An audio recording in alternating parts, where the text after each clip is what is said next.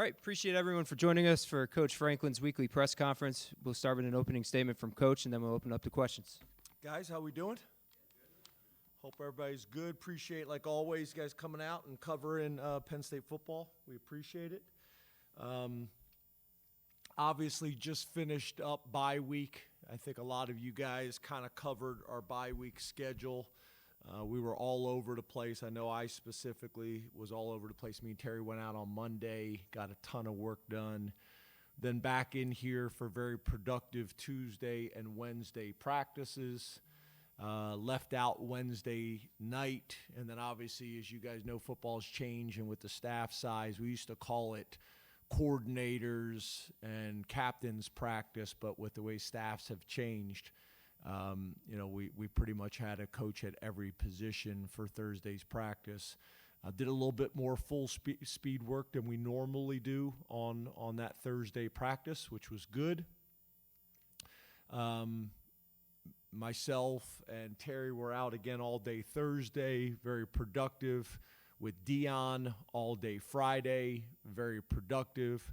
With Danny O'Brien all day Saturday, and that was good as well. And then got back Saturday last night, and then, got back Saturday night, and then Sunday, we kind of have an expanded practice because obviously we don't have the film to watch, so we take that meeting time and transition it to about 10 more minutes on the field. And do some full speed work. I don't want the quarterbacks to be in a situation where they haven't thrown full speed, since Thursday, Friday, Saturday, Sunday. So we do that, and that was good. It was good. Obviously getting into Oregon, and Coach Lanning, got a tremendous amount of respect for what he's been able to do, and for the Oregon football program and university as a whole. It's been impressive to actually, watch what they've been able to do in a short period of time. Number of different coaches, and with tremendous support. So it's been impressive. Obviously, Dan's got a defensive background with his time as the defensive coordinator at Georgia, small school guy that's worked his way up, which I got a ton of respect for. We were able to get some film, obviously Montana State, Oklahoma State, Northwestern, and Oregon State. I know kind of being on the road, me and Danny O'Brien were just talking about, we were hoping that Oregon State game was as competitive for as long as possible so that we would have as much film to watch. So that turned out to be a positive as well. When you talk about these guys specifically on the offensive side of the ball, Coach Will Stein has done a really good job. It's interesting. I didn't realize he was from Louisville. For some reason, I thought he had a Texas background. Was a Texas high school coach, very successful. Was at the University of Texas. Obviously got hired from University of Texas San Antonio and done a really good job. They're multiple is the best way I would describe. Multiple personnel groups, multiple tempos, multiple schemes. They're able to run the ball with power. They're able to spread you out as well. Obviously they got a bunch of talented players. I think the tight end really makes them go. Obviously with what we were able to do with Tyler Warren last year, they're getting that out of their tight end position. He's a matchup problem in the pass game. He's physical in the run game, extremely explosive. Mainly 11 personnel team, but they'll go 12 personnel too. Dante Moore, a young man that we recruited the heck out of Detroit, Michigan, was a 5-star recruit. I think was the number one quarterback in the country. Went to UCLA, transferred there, sat behind last year, and now is playing really good football. No surprise there. Their running back, number 27, very productive, very physical. Been impressed with him. And then obviously number 1, their wide receiver, Dakorien Moore, who obviously we're very aware of, true freshman, playing at a high level, quick, explosive, very, very good ball skills. And then on defense, obviously we talked about, Coach Lanning. They're running a system that he's familiar with. from his Alabama days, but Tosh, obviously, Lupoy, as well. Tosh has got also similar background that Dan has. Has got some NFL experience, been a defense coordinator at Alabama, been an assistant at Alabama. And obviously those two guys are hand in hand. Multiple base front, 4 down, 3 down, a little bit of 5 down. Primary coverage, they'll mix up between middle of the field open, middle of the field closed, quarters, cover 1 and some 2 robber. They're playing a little bit of the 3 safety stuff that obviously, Coach Knowles has done a really good job with over his time. We've been impressed with their outside linebacker, number 10, defensive lineman, number 52, outside linebacker, number 44, the transfer safety, DB, number 31 from Purdue, and then inside linebacker, number 28, who's got a great story, local kid, Burlsworth Trophy winner, and kind of seems to be the heartbeat of their defense. So that's going to be a tremendous challenge. And then on special teams, a guy that knows us very well, my guy Joe Lorig. Joe was with us here for 3 years, so he knows our coaching staff, he knows our personnel, he knows our team very well. Was also, I'll give him a shout out, my old roommate at Idaho State in Pocatello, Idaho. We had a heck of an apartment there, but Joe does a really good job. He's an experienced coordinator. Also works on the defensive side of the ball with the nickels, which is a similar role that he had here with us. Is from Oregon. This was an opportunity for him to get back home, so I'm happy for him and his family. He's doing a nice job. They got 2 punt returners, number 2 and number 1. Dakorien, we already talked about, but also Gary Bryant. Those 2 guys have been explosive. Their punter is a Boise State transfer.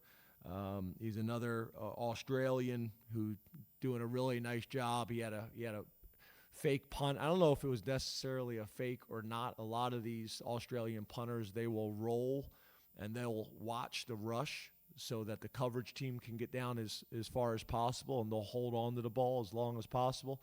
And I don't know if it was a called fake or just he has the ability to take off and it's there.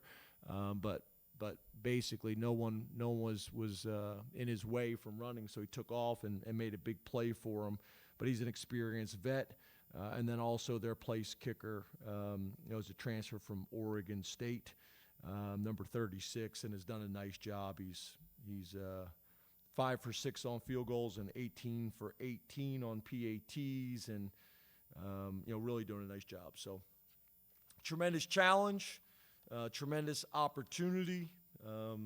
Obviously we need this place rocking.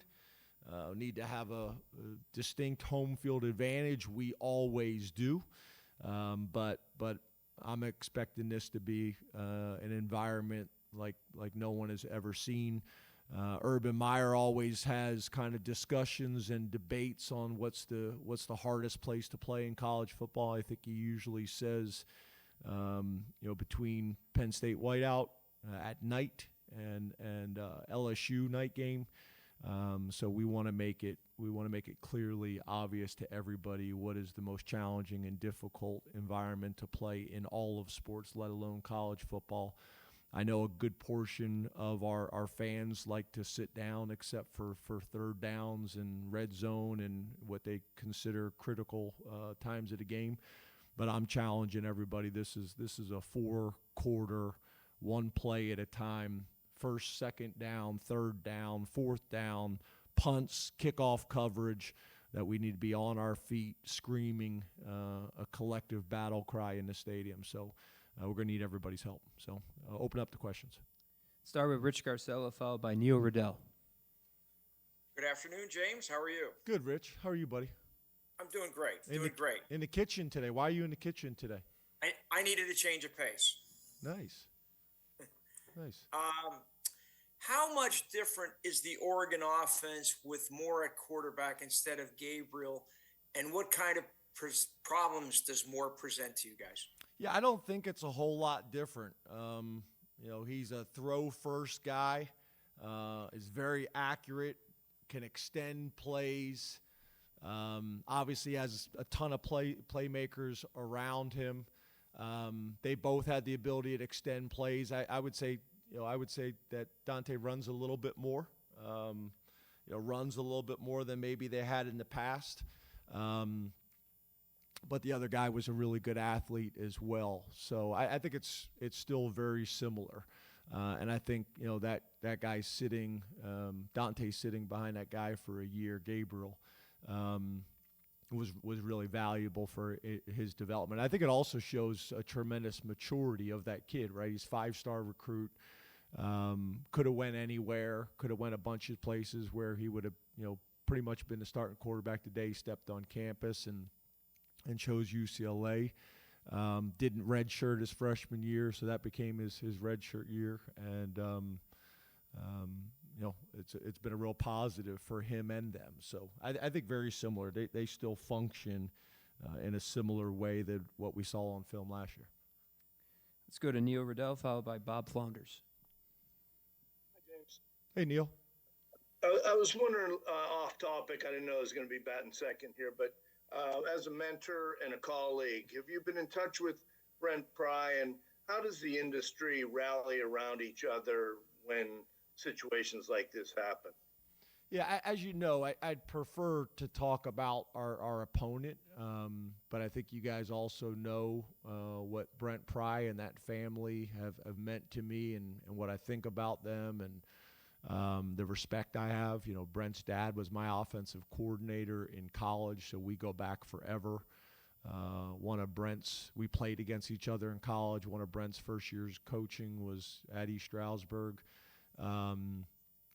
And then was with me the whole time at Vanderbilt, him and his family, watched his kids grow up, and then was with us, pretty much the whole time here at Penn State before becoming head coach at Virginia Tech. So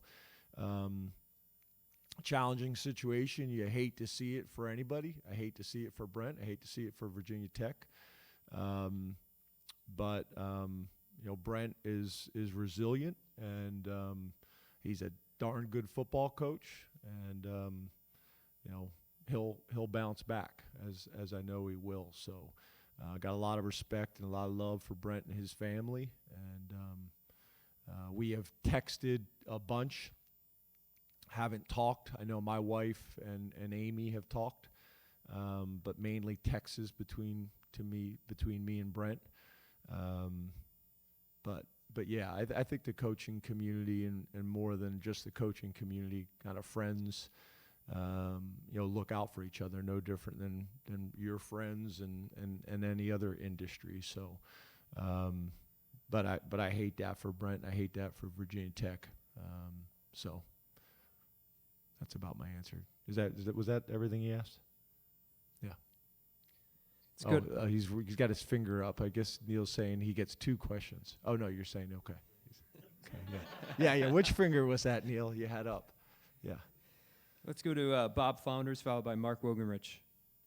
Hi, James. How are you doing today? Good, Bob. How are you? I'm good. Neil's always going to keep you on your toes. You just got to be careful with that guy. That's exactly right. James, we were talking to Jim Knowles last week on the bye week, and he had a chance to see this Oregon team and this Oregon offense twice last year, and he was talking about the challenge of just trying to deal with their talent, their tempo, all the challenges they present. And he said in his mind, one of the toughest things for him was always, it was critical simply to get the guys lined up in the right spots, because he said against this team, if you don't, or you're not aligned correctly, you almost have no shot. And I was wondering if you could maybe speak to that challenge, even though maybe it sounds simple, I'm sure it isn't. And I was wondering maybe how you thought your defense did last year against that kind of challenge. Yeah, so, again, when you have multiple wide receivers that can hurt you in a game, can go the distance, it changes how defensive coordinators, approach the game. And then same thing at tight end, and same thing at running back, and same thing at quarterback. When you have multiple weapons, it becomes very difficult. And then obviously what our offensive coordinator is trying to do, they're trying to motion and shift to create confusion, and to mess with your rules and try to get guys in favorable matchups. I do think that's one of the advantages of going against our offense for him every single day in training camp, because I think we do as much of that as anybody. So I do think there's some value in that. Again, our offense and defense going against each other. And I think last year, in terms of your question about the matchup, I think we didn't have enough tools in our tool belt. And what I mean by that is we were strictly is probably not the best word, but majority a man coverage team. And sometimes they were able to get matchups that were in their favor. And if we're not able to solve that issue with a sack or pressure, then we had some challenges. So I think, being able to play man is definitely one of our weapons, but also being able to have zones and zone pressures and a lot of those different things that we're now doing more of, I think is valuable. And as you know, we've done it a bunch of different ways with Bob Shoop and Brent Pry. We were predominantly a quarter half cover 6 team. Then when obviously we went with Manny Diaz, we became more of a man team, and that continued a little bit with Tom. So being able to have more of a mix that we can challenge people with man coverage.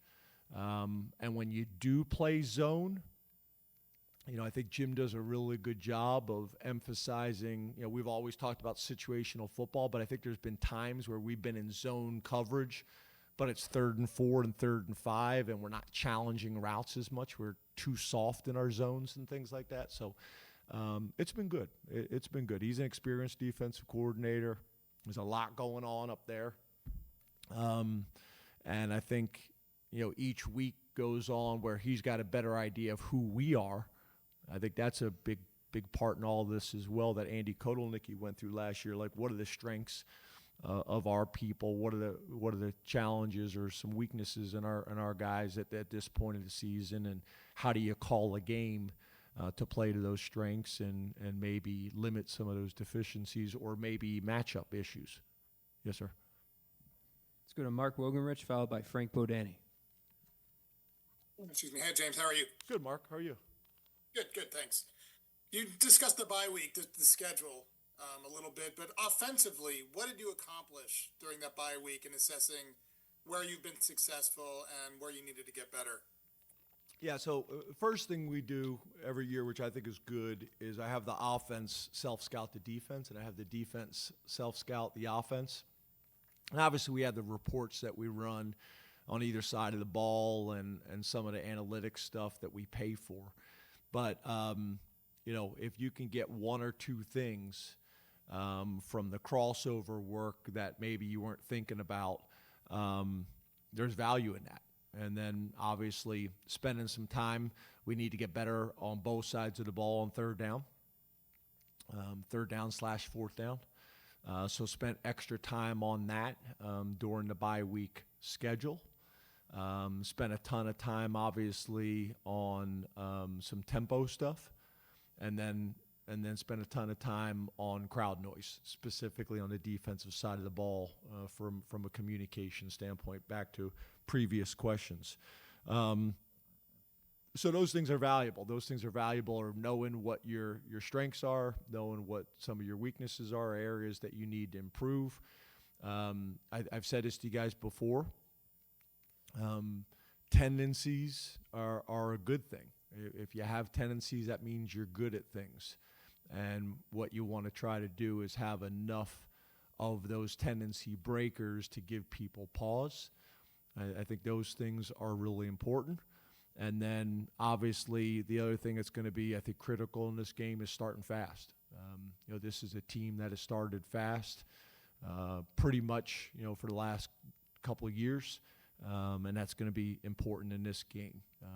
You look at some of the games like last year where that didn't happen for them. It changes things significantly.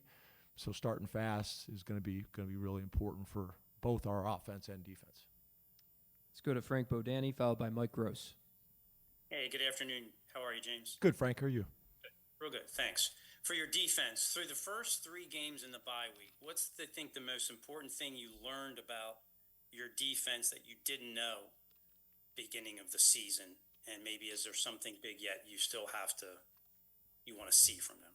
Yeah, so probably the biggest one is probably some of our personnel like Chaz, Coleman. Like, we obviously have some young kids that you think are going to be able to help you, and Chaz is really kind of made a move there. Daryus, Dixon as well. They're 2 young kids that we weren't sure, and as they continue to kind of trend, and there's some other guys as well. When you talk about defense, I think it's also just the level of communication that we have to have with our safeties and linebackers, and Jim getting used to them and them getting used to Jim, and even the communication from the sideline or from the booth in how we communicate and call the defense. We've gotten better at that each week. We put more on the players on the field, which I think is good, especially with the tempos and the change of tempos that you're going to face. Obviously, Dani has made his presence felt very early, and I think has earned Jim and a lot of people's respect in how he's playing. I also am excited about Zachy, because I think we all know the type of player Zachy is and his ball skills and things like that. And this new defensive scheme and tweaks that we have has taken him some time, but I think he is much more comfortable now in week 5 or 4, however you want to look at it. And I think you're going to see him make big plays for us moving forward. So I just think we're in a much different place in terms of the confidence and the execution that it takes to play in these type of games. And each week that we're able to spend time kind of working through it in practice and in meetings, I think the faster that we get. I'll never forget, when Manny came here, Manny being surprised with the amount of speed that we had on our defense. And I think the more comfortable our guys get in playing some of the tweaks to the new defense, that speed will start to show up again on a more consistent basis. Last question on Zoom, Mike Gross.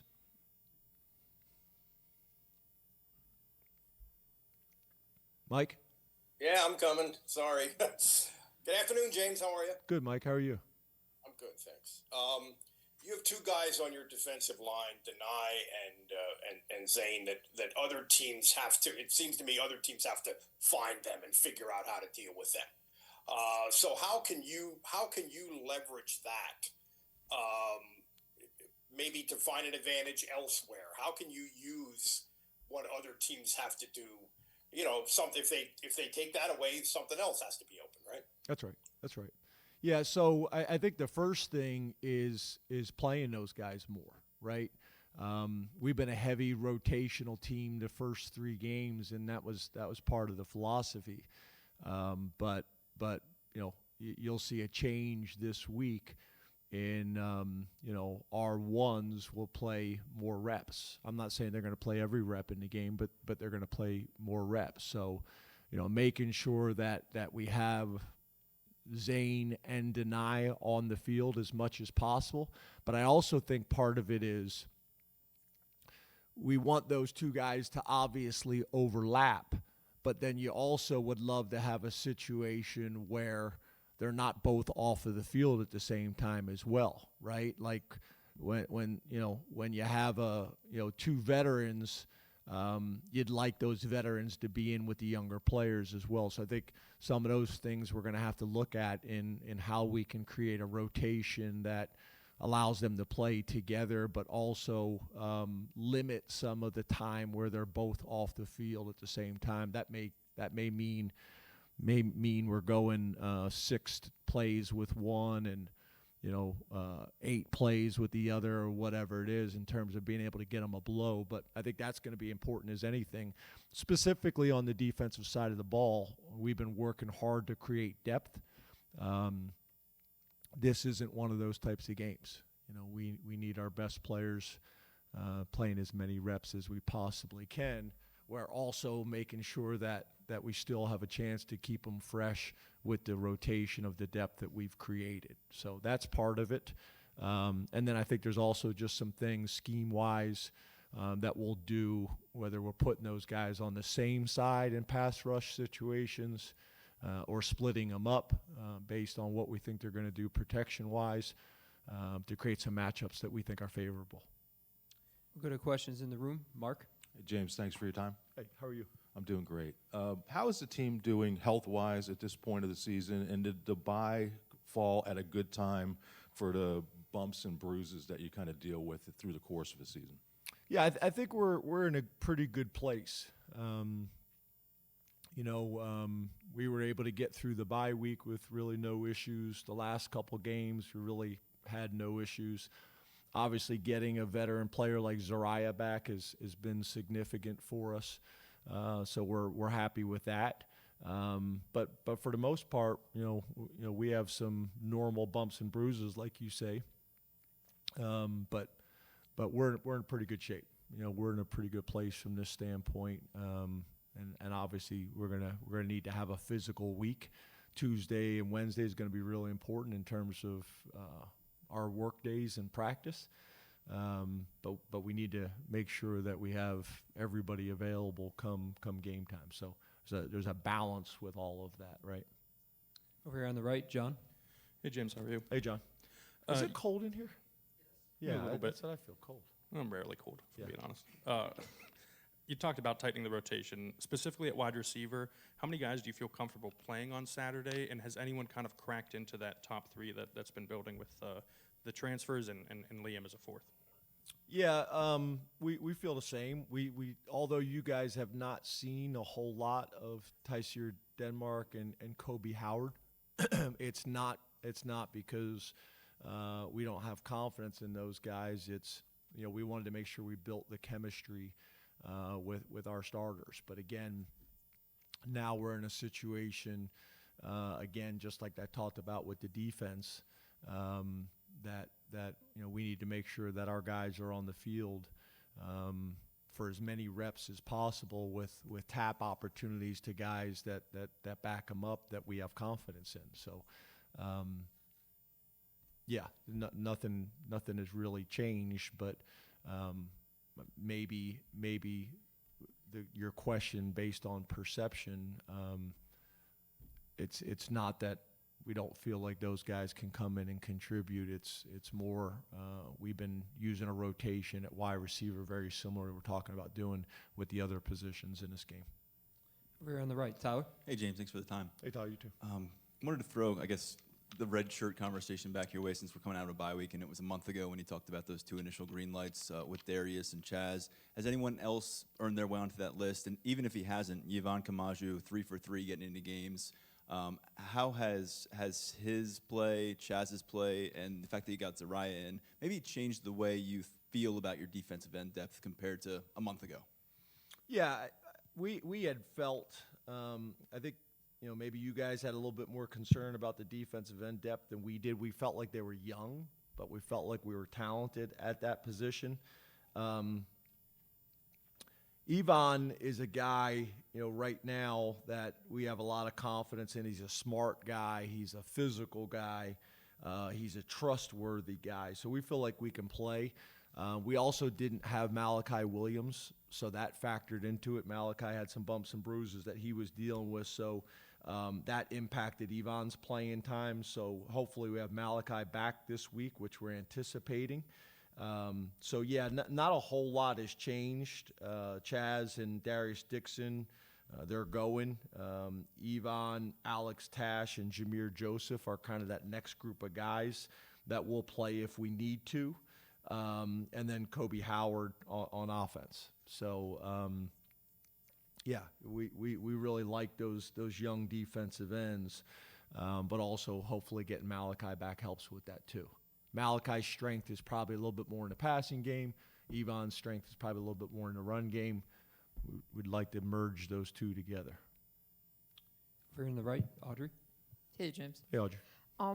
Going back to your run game and the self-scouting that you guys have done, do you feel like Nick's at a good spot now, kind of coming out of the bye week, and do you feel like you're getting what you want to get out of both of those guys and kind of the way you continue to rotate them? Yeah, just like I mentioned to you guys about K-Tron's off-season, I think you're seeing it, right? You're seeing what we talked about, obviously his ability to go the distance, be explosive, his yards per carry, are as impressive as anybody in the country, and obviously, he's earned that. He's earned that right to be a guy that we want to get the ball into his hands as much as we possibly can. We also recognize what Nick Singleton's done over his career, and I think we talked, maybe a week ago just about, Nick has worked really hard this offseason on some things in terms of open field running and some different tools and weapons. But on Saturdays, I want him to go let it rip and play fast and powerful and explosive, which is his style. He's a downhill, full speed back. And on Saturdays, I want him to do that. So I think you're going to see that from him as well. He's been too successful for too long here at Penn State. Has had a great career, and that will continue. So I think it's a combination of him trying to be a perfect back, and you're never going to be a perfect back. I've talked about that with a number of our players, that on Saturdays, just go play. And again, I got a lot of confidence and I got a lot of trust in Nick Singleton and what he's going to be able to do for us, not only this Saturday, but all season long. But again, back to K-Tron, I think everybody is seeing, what we talked about in the summer about K-Tron's off season and him looking different in terms of his speed and explosiveness. Middle right, Max. Hey, James. Hey, Max. I think sometimes there's a conception among fans that when you play non-conference opponents that you end up outscoring by 100 points. You maybe don't have to show all the tricks in your bag, for example. How much of that is true? How much of that can be a misconception? Can you really just open it up when you go into a game like this against Oregon? Is that just the fans, or is that the fans and the media? I mean, it certainly can come into the media sometimes, too. Yeah. Yeah, I think that's like one of them long-term kind of questions, right? Are you saving things? Yeah, I think you're always, I don't know if saving is the idea, but you've done some off-season studies where there's certain things that you worked on during training camp that you're planning on using using against certain opponents. And there's some things, could you have used early in the season, but you didn't feel like you needed to? Yeah. I think that's always the case, but it's not like, I think, offensive coordinators, defensive coordinators, head coaches, you're going into a game saying we're going to be conservative in this game. It's not that, or vanilla. It's okay, this is what we need to do in this game to win, to score points, to stop people scoring. And it's all about the matchup and the opponent that you have there. But I guess it just depends on your lens. Do you call everything in every game? No, you don't. Obviously, it's impossible to do.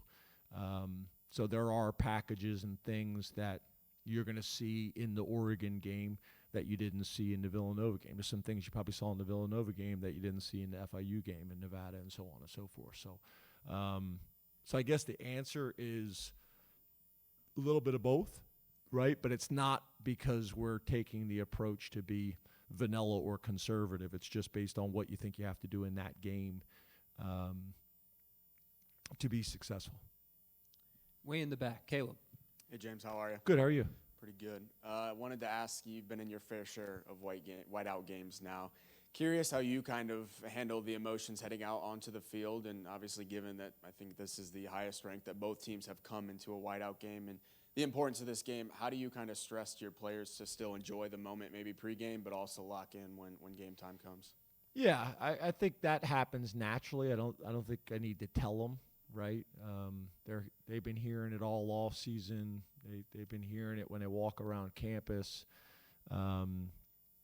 When they're getting the request for tickets, like I get these text messages. Hey, how we doing? Like I haven't talked to you in I don't know how long, and like you're talking about all these other topics, and I'm just like, all right, come on, get to the point. The answer is no. You know, you've waited to the last minute to request tickets. Like, what are we talking about? So I don't think it's anything that I need to address with them. You know, it is a special deal, and we're fortunate and honored to coach in it and to play in it. But I don't think it's something that needs to be addressed. They've almost all of them were there as recruits. The ones that weren't there as recruits have now played in it. So, you know, I'll take my 8 seconds when we walk out of the tunnel and kind of take it all in and feel the energy. And then once you kind of run out in the field, you know, you're kind of locked in and focused on the opponent and the challenge. But I don't think it's something that needs to really be addressed. We got time for one more over here on the right, Daniel. How are you doing today, James? Good, Daniel. How are you? I'm doing well. Jim talked about the other safety spot next to Zachy, that it's still an open competition at this point. How have you seen those other three guys handle that competition and develop? We know that Jim talks about how complicated that spot can be. How do you see those guys approaching this, and definitely in an in-season competition? Yeah, I think King is an older guy. It's been impressive to watch how he's approached it, and probably as much from the standpoint he didn't win the starting job during camp and never let it faze him. I think some of the younger players, when they either lost a job or didn't win the job, I think they've let it faze them in terms of the consistency and the approach.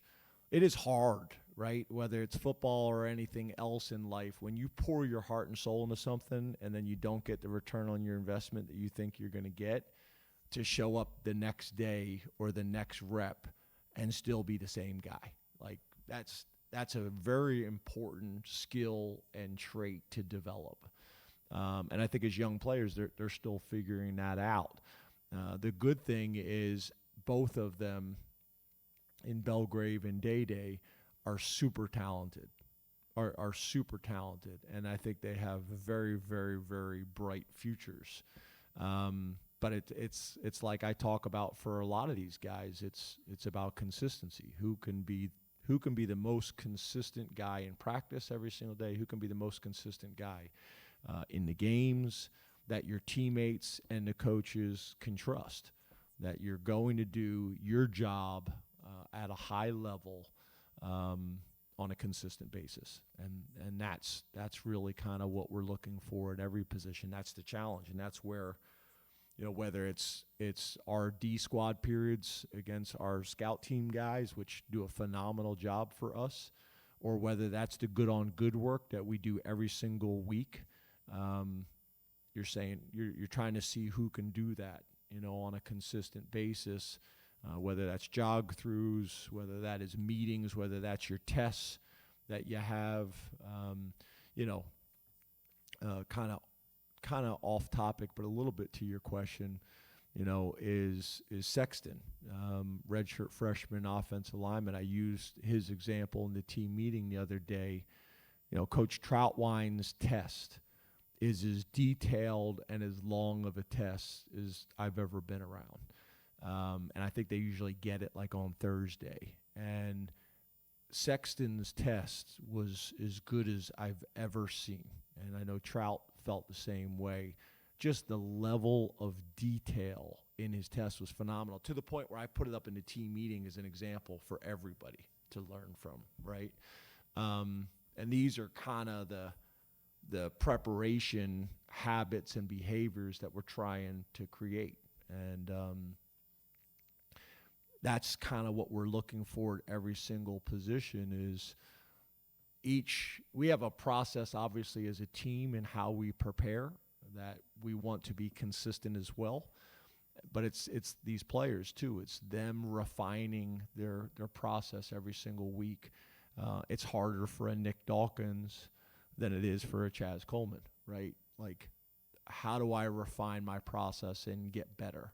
Part of it is things as silly as during the whiteout, who handles your ticket requests so you don't have people hitting you up at the last minute, getting your tickets in on time, your family, not bothering you before the game or Friday night at the hotel, getting all your schoolwork done so you can go to the hotel and just focus on the game and your responsibilities or your assignments. Taking care of your body and doing supple lying and stretching and massages and rolling out and prehab, not just rehab, prehab, doing all these different things, hydrating, taking care of your body, getting enough sleep per night. All these little things, they add up. And typically the older, more mature players, they're further along in that. So they don't have things that impact their preparation, whether that is mentally, whether that is physically, or whether that is emotionally. And that's also why I'm so much a routine guy, because I think the players find comfort in that routine and they can lean into it, that they know what to expect on a Tuesday. And our Tuesday against Oregon is the same as our Tuesday against Nevada. Thank you very much, Thank Coach. you.